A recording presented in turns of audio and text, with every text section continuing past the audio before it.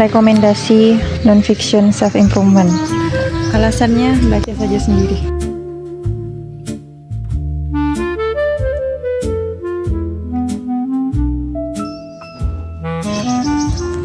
Hai. This is by JS Khairan, Kado Terbaik, Janji, Tereli. Lukisan Dorian Gray by Oscar Wilde sama Franz Kafka The Metamorphosis and Other Stories. Sebenarnya tadi itu ada buku Aisyah, penulisnya sama dengan penulis yang Asia kemarin, tapi gaya tulisannya tuh terlalu too much. Jadi pengen istirahat dari poetic writing. Tapi speaking of something, Apa? ST Jumbo.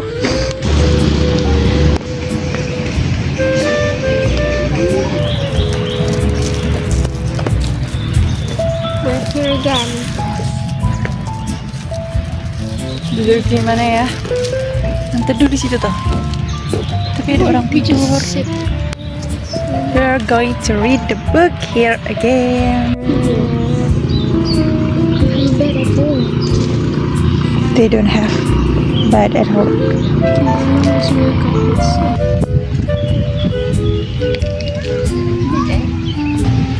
What? Sit with a good posture. Look at this. Oh my god, ada burungnya Kiki. Where? On a tree. Oh. Wow, we Don't have. forget to Hi. smell me.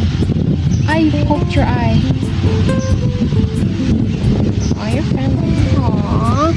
Oh my god, he's literally sitting there. He's there. He's joining us. Okay, thank you for coming.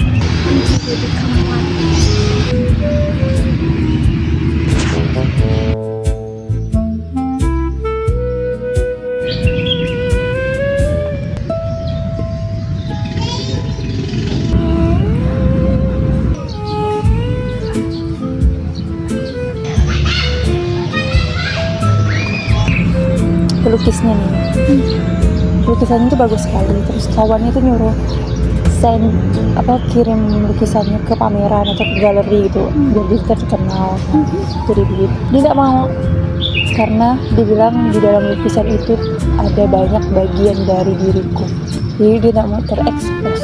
Bukan muka dia, tapi pas dia melukisnya itu ada masukkan karakter dirinya.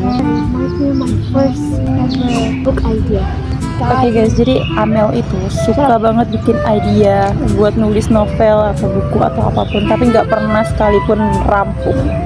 A bunch of ideas without any complete word. Itu kayak tentang laki-laki yang bisa masuk dalam lukisannya.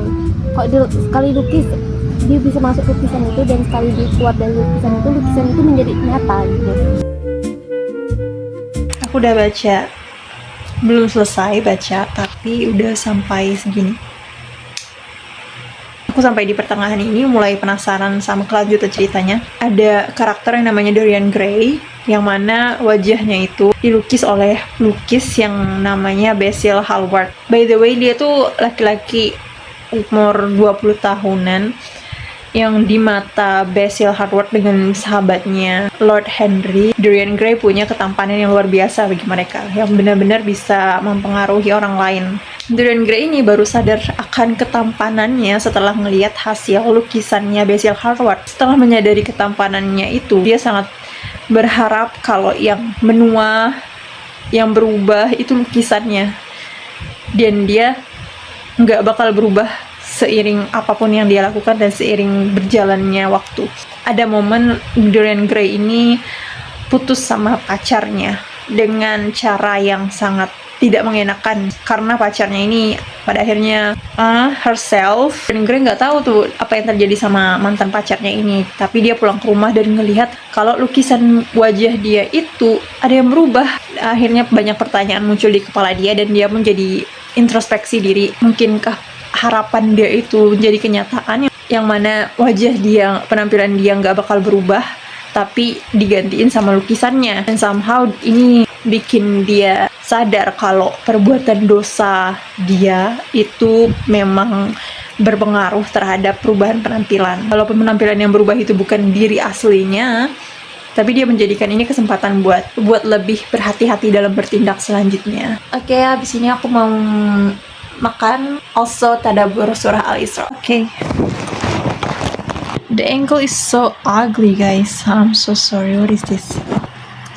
Sambil mau skincarean sebelum tidur, aku pengen sekalian sharing tadabbur surah Al-Isra ayat 12 tentang sunnatullah, pergantian malam yang gelap ke siang yang terang benderang. Yang tadi aku pakai ini. Oke, kalau kita ibaratkan malam yang gelap itu adalah masa sulit atau kondisi gimana kita melakukan hal-hal yang sulit, yang gak enak, tidak menyenangkan, yang menyusahkan, yang melelahkan, itu eventually bakal bergilir ke fase yang lebih mudah, fase yang lebih menyenangkan, yang diibaratkan dengan siang yang terang benderang. Tapi kalau dipikir-pikir, walaupun malam itu gelap, tetap ada yang namanya cahaya bintang dan cahaya bulan. Kalau kita refleksikan ke kehidupan kita, di masa sulit, itu tetap bakal ada hikmah, kemudahan yang menemani kita di masa sulit itu. Terus aku refleksikan ke aktivitas yang namanya self-care. Itu nggak muluk-muluk tentang liburan, shopping, healing, santai-santai, istirahat doang, baru bisa dikatakan self-care. Justru di situasi apapun tetap bisa kita sebut sebagai self-care. Contohnya, bersih-bersih rumah, ngerjain tugas, kerjaan, olahraga, atau menghandle suatu masalah. Itu bisa kita katakan sebagai self-care juga. Karena kita melakukan hal tersebut karena mereka berguna bagi kehidupan kita kan. Bersih-bersih itu nggak mengenakan, tapi hikmahnya adalah kita ngelakuin itu buat diri kita sendiri juga kan. Biar nanti rumahnya bersih nih. Biar nanti setelah itu enak ditinggali gitu kan. Sesimpel menyelesaikan to-do list sehari-hari itu juga adalah bentuk self-care. Sebagaimana malam yang gelap itu juga tetap ada cahaya bulan dan cahaya bintang. I don't know how to put words about this exactly, tapi intinya kayak gitu.